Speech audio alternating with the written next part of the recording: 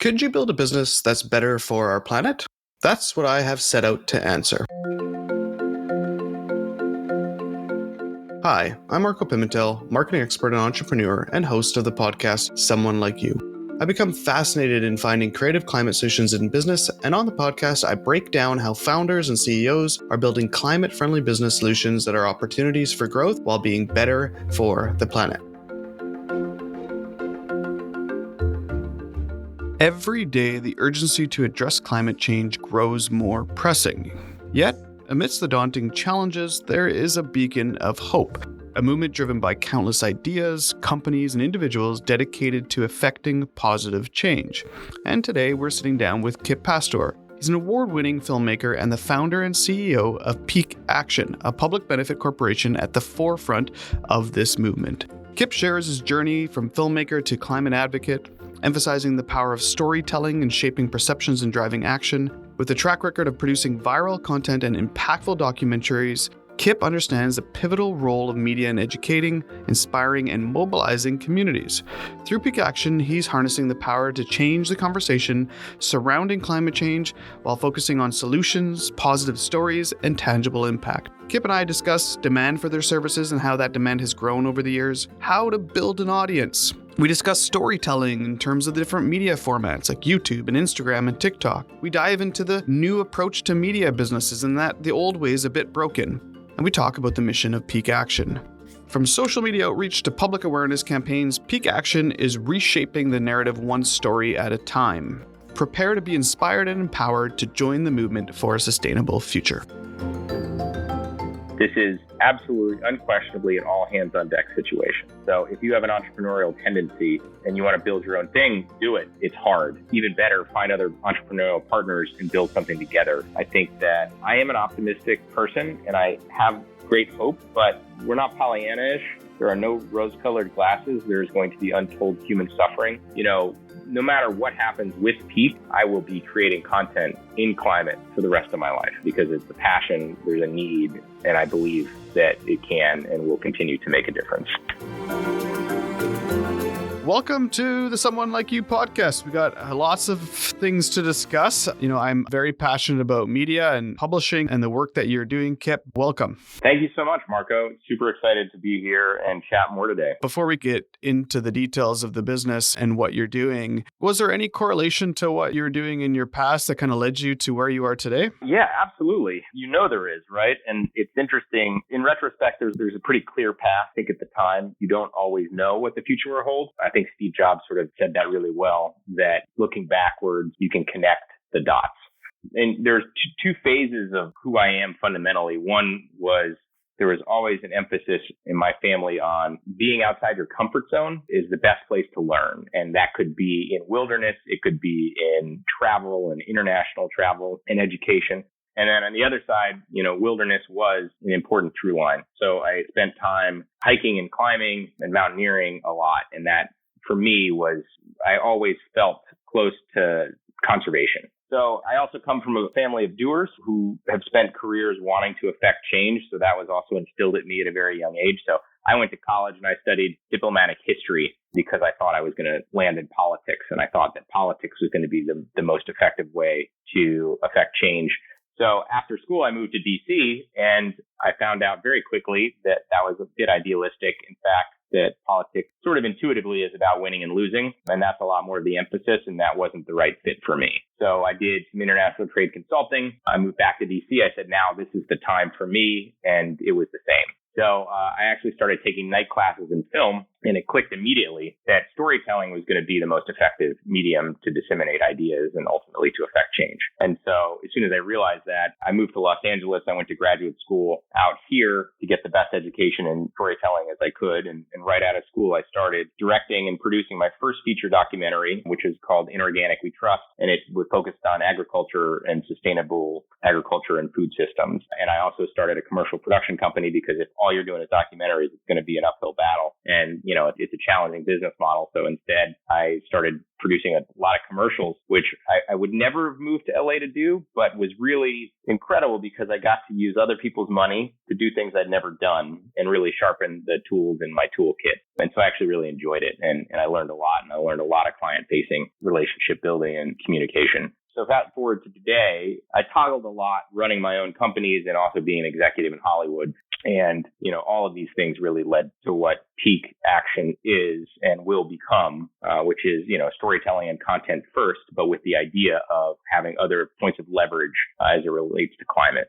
And that first kind of idea for Pique Action, what exactly was it? And how did you take that first step to starting it? Yeah, it's a great question. Always a good question. I think I had been making documentaries since I was out of graduate school. I'd been producing commercials, and I'd also been working in more traditional Hollywood. And my last role was working for a few prolific Hollywood director producers. And I was overseeing production for their movies and their television, but they also really understood that digital was critical. And so we started a series called 60-Second Docs. It's just like it sounds. You may have seen them. They're fairly ubiquitous. And I built the team for 60-Second Docs. And it was an experiment because we were deficit financing these projects, but it exploded. And by the time I left, I'd produced the first 150 of them or so, and they had billions of views across platforms. And so I realized, there is a world in digital where you can reach new audiences, and this is 10 years ago. So obviously it's clear that that's working now. The other thing I did when I was working for them was I produced the first ever Snapchat feature film. A lot of buzzwords, but we basically made a movie in real time, shot vertically on an iPhone. And for somebody who went to film school, to shoot on a phone vertically there was a bit of distaste at first. But what I realized and loved about the project, aside from the collaborators, was it was a thriller horror movie. It started with an influencer at her apartment, and then it ended at a haunted house in the woods. And I learned that there was new ways to do storytelling with new formats, and that ultimately the archetypes are the same. Ultimately, the structure can be the same, but that there's ways that you can do storytelling that evolve and that you can innovate. And it was very successful. It had 110 million views. And, then we signed a 5-picture deal to do 5 more just like it. So those experiences percolated in my mind for how we can do storytelling for climate in different formats to reach different audiences in different ways. And so, Pique Action in some form has been in the back of my mind for a while, but what started to take shape was leveraging social content and then thinking about what is the next iteration of storytelling and how can you reach different audiences in different ways and then activate them. And, when I say activate them, that doesn't mean, getting them to show up to a protest or donate money to a nonprofit, although that is, an action. We're thinking about higher leverage. We're thinking about jobs. We're thinking about, B2B corporate education as avenues to have bigger change because, I don't know how many TikToks you have to watch to make a life change and behavior change in general is pretty challenging. But with things like work and education as it relates to work, people are doing that. Yeah. So it sounds like you kind of honed on that specific area. And was there a bit of an issue with the market that you kind of saw that was these are incredible innovations, but they're just doing a poor job storytelling and people should learn more about this? Was that kind of the connection? That's definitely part of it. So I think that there were 2 insights. Insight 1, I think you got it spot on, which is there is a dearth of talent in climate storytelling. But even more importantly, climate tech has not done a good job of telling the story about climate technologies. They've done a really good job talking to investors and B2B, but the public is mostly unaware of the radical innovations that are happening. And I think the other part is that everybody's been doing the same thing. Media is not designed to address climate, right? And storytelling is and can be. And so there hasn't been a new narrative for climate. It's been the same thing we've all seen and we're all tired of. It's polar bears floating out to sea, it's forest fires, it's floods. But we haven't seen what human innovation can do and what the future could look like. And we haven't focused on instilling positive human stories that focus on solutions because the rest just create paralysis. And I guess that leads to how do you, with storytelling, get the impact that you want? Because I think that's one of the challenges with storytelling. And how do you, measure that or think about that when it comes to your business? Yeah, important question. We think about the impact side a lot. I think storytelling might seem like a really limp response to the climate crisis. Narrative is not going to stop sea level rise or coral bleaching, but it is a fundamental tool that is available. It can be cheap and it is endlessly renewable. And as a kicker, as a society, we really aren't going to act on climate until we are convinced that we can actually make a difference on it. So I think knowing that storytelling is important and that culture ultimately moves politics, and because we need a global coalition of systemic change, that you have to do storytelling. And then you have to take it down layers to think about who your audience is and what is the outcome you're looking for. So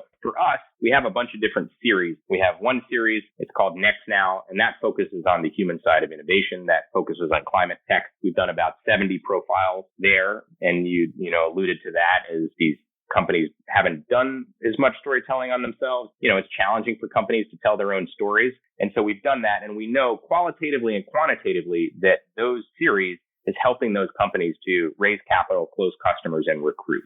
So, that's not built into our business model right now. It's something that we've been testing and measuring, but we know that. And we have lots of anecdotal evidence. I talk to CEOs every week that say, I was hiring a chief of staff and this person came to us because they saw your video and we just hired them. And so we know there is an impact on that level. One of the biggest challenges with media and content is following what that impact can look like beyond engagements, especially on social media. But we measure that too. It does tell you something. We have over 30 million views across platforms. We have a really high engagement rate across platforms as well, which shows us that our audience is in fact authentic and that they want the content that we're serving them. But we've also segmented that audience. We have another show, it's called Unfucking the Planet. It's comedy. It's like John Oliver. And that's reaching a totally different audience than the climate tech audience. But there are overlaps. It really shows like they're kind of that perfect balance of time, and they're done really well. Like I think most of them are probably 3 to 5 minutes kind of thing, but they pack a punch. And so they're really, really valuable. But I know media quite well. And I know that you need a lot of views to get the CPMs and everything on YouTube to help fund these type of things. So like, how did you kick off the business model, and like, what was your idea to fund obviously all this filming and work to put these things together? Yeah, that is a good question. I'm going to give the truth as best that I can. When I sat down and charted the business model and the strategy of Pique, it was with the lens that the media business model is broken. And that was before the studio business model was as broken as it is today. So to your point, the idea of making money off of CPMs and ads, ultimately when we were at scale, was to cover the cogs of our original series, basically, right? So when we do original series and we don't have a sponsor and we don't have a company that's intimately involved, we're financing that off the balance sheet. We're deficit financing those projects because we love them and we can do them faster, cheaper, and better. And it's a good way to get a lot of data and information. So part of the secret sauce is that, I've been a filmmaker for 20 years and I work with filmmakers and everybody's passionate about the space, and there are ways that you can do it that can be less expensive. Typically video is quite expensive, as you know. So one was accepting that this media model is broken and that might cover the cost of goods to produce some of this content. Also then the next level down was, okay, well, we can also do the sponsorship of content once we have a critical mass of audience, or at least an important audience. And so we started that like right out of the gate. So we actually sold the sponsorship before we even had any audience at all. And the reason was because there were myriad of value adds to the sponsors. So sponsors have been nonprofit organizations, accelerators, private equity, venture capital, and they will sponsor a series of films, and typically it'll be for companies that they like and support. We will still do storytelling from a very objective place. Nobody gets to have notes on the creative, but that's part of what we do today. The other thing that we do that is not scalable, but is really impactful is we will do white label commercial production services. So basically we will make commercials for companies in the space. We did a series with Google that we just got a Webby for on the sustainability efforts that they've been doing at the data center. So we did a film on one of their partners in the Netherlands who's recycling water to cool the data center. So that fits squarely into our ethos. But it's not a scalable part of the business model, but it's really important for both the ecosystem, business development, ultimately, and revenue. The third thing we do right now is we do campaigns for organizations, nonprofits, and brands. We work with a bunch of creators and we help develop and produce all that content and then disseminate it as widely as possible. That's all sort of what I will call phase one of the business model. So it does look a lot like a more traditional media model. But to scale impact and scale revenue, we are focused on the action side. And on that side, we have been testing and we have been experimenting to see, the sequencing of the product lines and then ultimately, which ones can be the meatiest from an ARR perspective to, again, then, have that flywheel of impact and revenue. And so that stuff is, I alluded to it a little bit. We're thinking about exactly how to plug in with jobs. We're working on some educational products as well, and some B2B storytelling. And I think the broken model of media is aptly true. And you and I chatted before this that I'm on the board of the Narwhal, and they decided to be a nonprofit for that exact reason, because they didn't want to be led by advertising dollars. And what's the cool picture of them is that half of the revenue that they do get is through just individuals donating $10, $11, $15, $20 per month, and it's grown astronomically because of it. And so seeing new models that aren't advertising based is obviously really, really important. And I guess that leads to the question of just the demand and the market. You've been filmmaking for many, many years. You've been focused on climate as well. Have you seen that demand now become a lot stronger? Is that market now really pulling you in versus you trying to push on it? The short answer is it's lumpy. And as a result, that part is hard to forecast. Overall, there is a much greater desire to do sustainability storytelling. Also, as you can imagine, it's still a nice to have, not a have to have. I would argue it's table stakes, but, we're not quite there in the market. But the appetite for us is bigger than what we can do. The big challenge for us is scaling personnel at the right moment to fulfill all of that and continue to grow. And I think that's a challenge of any startup, is sort of finding what that right balance is. For us, our growth curve is not that of a venture-backed company at the moment. We are a sustainable, growing business. Because we're talking about existential threat, I want this thing to be on overdrive, but I also want to do it in a way that makes sense. To your point, there's several nonprofit media companies that just do incredible work. Narwhal, Grit, Canary Media, these are absolutely essential. And just because they're nonprofit doesn't make the business model any easier, and doesn't mean that business development isn't a massive part of what they do. And I think what we found, though, in this ecosystem overall with climate storytelling is that everybody is there to support. And we have also done a bunch of collaborations with other climate media storytelling shops that have different expertise. And I think that's just a win for everybody. And I love the statement of a sustainable business, because a sustainable business allows you to keep doing what you're doing. And obviously that leads to more impact. I wanted to take a second to tell you about our Season 2 sponsor, Springwise. Springwise is the global ESG innovation platform that offers its readers early access to the ideas transforming our world. I actually started using Springwise probably 10 years ago to review innovative startup ideas, and I've been a fan ever since. There are 3 new stories on the site every weekday featuring solutions to some of the biggest challenges we face as a global community. You'll find innovations in climate tech, renewable energy, plastic alternatives, the circular economy, and how we can live a more sustainable life. The stories are sourced and written by the Springwise team of journalists and will give you an inspiring take on what's right around the corner, whether you read it to inform your work or simply for a regular dose of optimism. Springwise sets the innovation agenda. The newsletter is free to access, and to sign up, visit springwise.com/newsletter signup.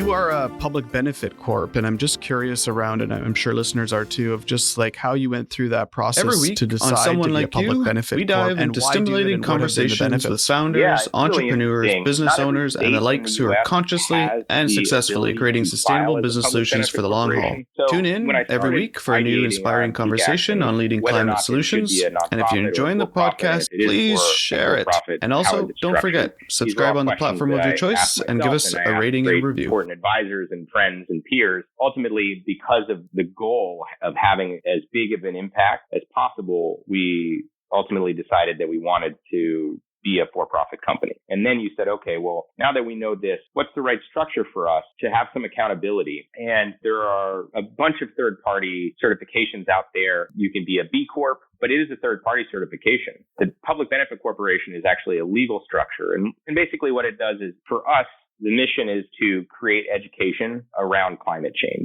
And so ultimately, if I were to be fired from my own company one day, or we sold and somebody took over and we were acquired, or we went public and you have shareholders sort of driving the direction, ultimately the shareholders have to make sure and hold the business to account that we're achieving that mission. And so my sense was that that's really critical. No matter what, that's what we're supposed to do. And if we were to be acquired by a larger media company, for example, because we had a large audience, we wanted that audience to still be learning about climate rather than being sold a bunch of other products. So that was the idea. In terms of the audience, because you are obviously creating your own stories, but you're doing it also with other companies to kind of share that story as well. And they're using those videos and they're doing that. How important is that kind of collaboration with those companies in order to build your audience? Because it is obviously, especially in today's age, it's very difficult digitally to create a large audience. And I'm just kind of curious what your thoughts are and your strategies are for that audience building. I mean, it is a moving target. Even from when Pique launched, there was an evolution. So the first overall strategy, which isn't going to change, is we want to meet people where they are in a format that they expect and recognize. So what that means is a YouTube video should look more like a YouTube video. A TikTok should look more like a TikTok. And a LinkedIn video is going to be directed for a different audience. So it's not to say that you're not on all of those platforms, but you're expecting different kinds of content at each one of those platforms. And so we want to be able to do that. It's not just like cutting down the YouTube video to throw it on Instagram, although we do different iterations of that too. So one of the biggest insights we had when we started was we wanted to use some of this influencer creator 1.0 audience growth strategy. So we worked with a bunch of creators in the space, believing that they could throw their audiences to us. And what we found was that strategy wasn't working as well as it used to. But what was happening is these creators do excellent content.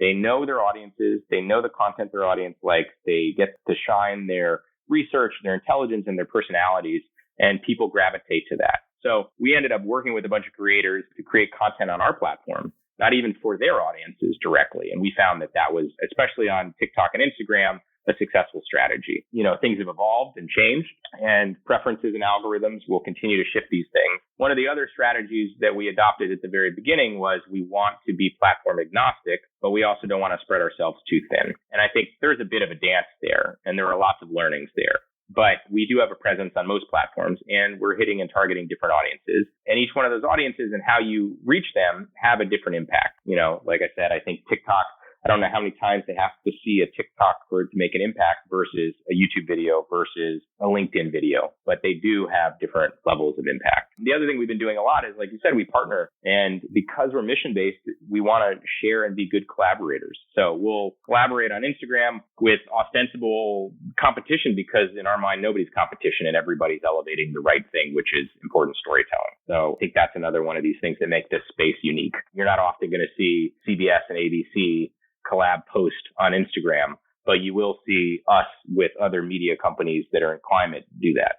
There's a couple of important points there. You mentioned like the formatting. Like when you watch an X Now video on YouTube, it's engaging. The time is kind of perfect. It's easy to watch one and then another one. And it's really formatted for that. And then I think the other thing too is it depends on the platform growth as well. It's like it's really hard to grow on Instagram right now, but TikTok's growing. It's like, well, the audience on TikTok has grown astronomically. And so, the growth there is kind of natural because that whole entire audience has been growing over a period of time. So, you touched on some of the product ideas, but when you just think about big picture, 3 to 5 years, where do you see yourself or where do you want to see Pique Action?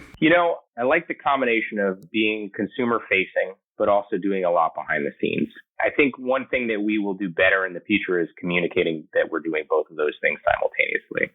Pique was started with this idea that it's going to be a big, impactful, large company, and that is still the vision. And I think that's why for us, we think about what sequencing looks like. When we sat down and I drew the first diagram of what this company was going to look like, and I don't know if it's a good analog anymore, but it looked a lot like Disney for climate. It looked a lot like these different products that all leverage the same kind of IP that feed into each other. And I think there's a lot of ways that we amortize the deficit finance content, the commercial content, the originals, the sponsored, where we recreate. So like right now, for example, the Next Now series is really sort of like a targeted kind of a series, but now we're recutting it with a creator. Doesn't talk about the company. It's all a creator, direct to camera, really TikTok and Instagram, but it's got like B-roll and green screened in footage from all of those shoots. So I think it's like taking the library, growing the library, licensing the library, building new IP with the library. On a media and content side, we're developing a bunch of longer form projects. These were all